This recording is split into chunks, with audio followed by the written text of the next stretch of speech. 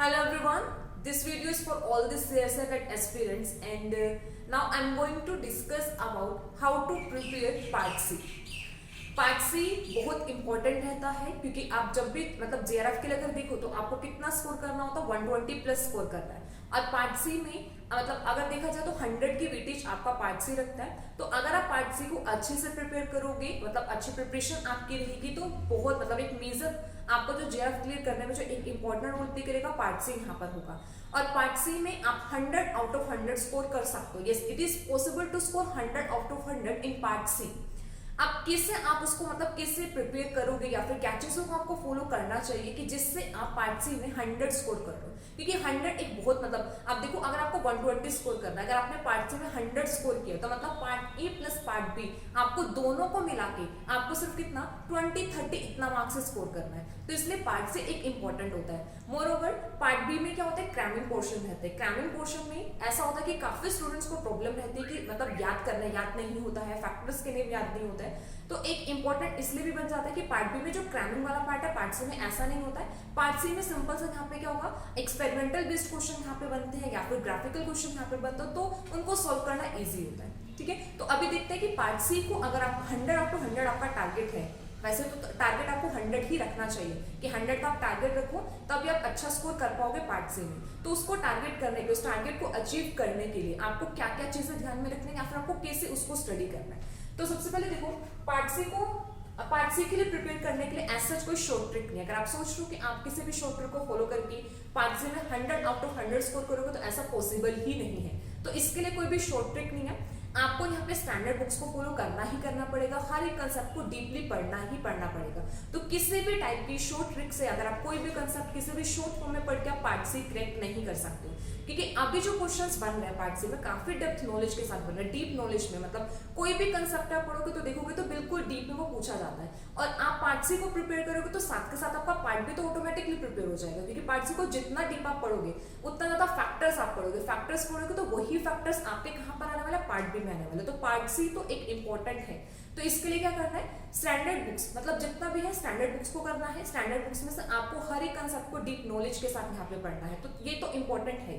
अब इसमें देखो ये चीज आता है कि जब भी आप सबसे पहले तो आप नंबर ऑफ यूनिट डिसाइड करोगे। ठीक है, नंबर ऑफ यूनिट में डिसाइड करने के लिए ऐसा कुछ नहीं है कि आपको मतलब 10, 11, 12, 13 करनी है। नंबर ऑफ यूनिट को कैसे सेलेक्ट करना है ये भी मैंने एक वीडियो में बताया हुआ है, तो आप जाके देख सकते हो कि आपको नंबर ऑफ यूनिट को कैसे सेलेक्ट यहाँ पे करना है। तो मैं यहाँ पे मान के चल रही हूँ कि आपको सिर्फ कितना यहाँ पे रिक्वायर है 8 to 9 यूनिट्स की आपको रिक्वायरमेंट है यहाँ पे क्या करने के लिए, सीएसएफ को जेआरएफ को क्रैक करने के लिए 8 यूनिट्स की रिक्वायरमेंट है। तो सबसे पहले आपको ये पता होना चाहिए कि हर एक बुक के लिए हर एक मतलब यूनिट के लिए कौन सी इंपॉर्टेंट बुक है। इंपॉर्टेंट मतलब स्टैंडर्ड बुक कौन से आपको फॉलो करनी है जिससे डायरेक्ट क्वेश्चन आता है। सीएसएफ का अगर आप प्रीवियस पेपर एनालाइज करोगे ना तो वहां पर आप देखोगे डायरेक्ट क्वेश्चन आते हैं। ठीक है, जैसे वाटसन है, वाटसन से बिल्कुल as it is without any change in statement direct question पूछा जाता है।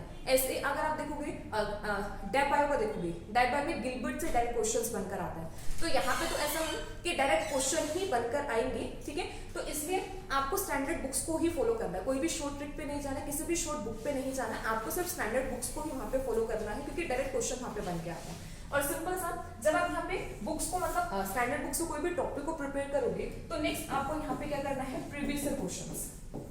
ठीक है, इंपॉर्टेंट है प्रीवियस क्वेश्चंस करना।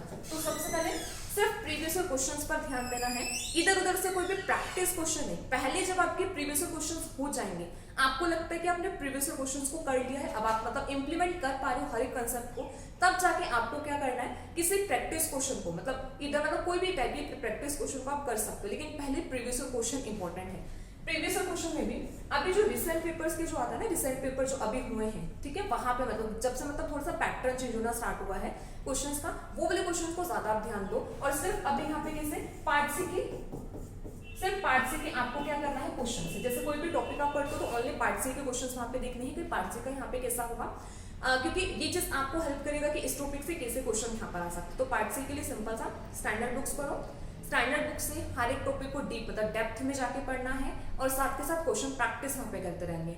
और क्वेश्चन प्रैक्टिस भी जो आपकी प्रीवियस क्वेश्चन प्रैक्टिस होगी वो भी आपकी कितनी 3 to 4 टाइम यहाँ पे क्वेश्चन प्रैक्टिस यहाँ पर होगी। ठीक है। सेम प्रीवियस क्वेश्चन को आपको 3 से 4 बार करना है, क्योंकि जब आप पहली बार करोगे ना तो आपको कुछ मतलब थोड़ा टफ लग सकता है, तो मतलब आपको हेल्प भी लेनी पड़ेगी कि यहाँ पे कैसे कंसेप्ट अप्लाई होगा कैसे नहीं होगा।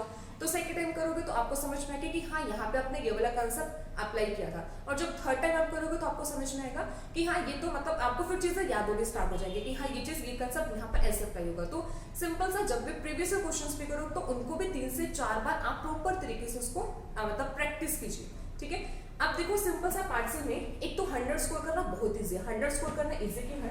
क्योंकि आपके पास 75 क्वेश्चंस है, 75 में से आपको सिलेक्शन कितने की करनी है? 25 की। और अगर आपने 9 मिनट्स भी प्रिपेयर किया ना, 9 मिनट में भी, तो आपका जो 75 है ना, मैं गारंटी के साथ बोल सकती हूँ कि 75 में से 30 क्वेश्चन आपको ऐसे मिलेंगे जो आपको आते होंगे, ठीक है। 30 भी मैं कम बोल रही हूँ, लेकिन ऐसा होता है कि 30 से ज्यादा क्वेश्चन आपको पता होगा कि मतलब आपको आते होंगे, ठीक है। तो अब यहाँ पे जो इंपॉर्टेंट आता है, इंपॉर्टेंट क्या आता है कि आपको अब उनमें से कौन से 25 क्वेश्चंस को सिलेक्ट करना है, ठीक है। इंपॉर्टेंट है कि कौन से 25 क्वेश्चन को सिलेक्ट करोगे, क्योंकि नेगेटिव मार्किंग भी है, और नेगेटिव मार्किंग की वजह से ही जेआरएफ क्लियर नहीं होता है।